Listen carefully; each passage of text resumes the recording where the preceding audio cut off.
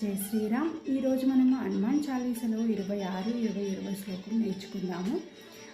సంకట సే హనుమాన్ చుడావై మన క్రమవచన ధ్యాన జోలావై सब पर राम तपस्वी राजा तिनके काज सकल तुम साजा.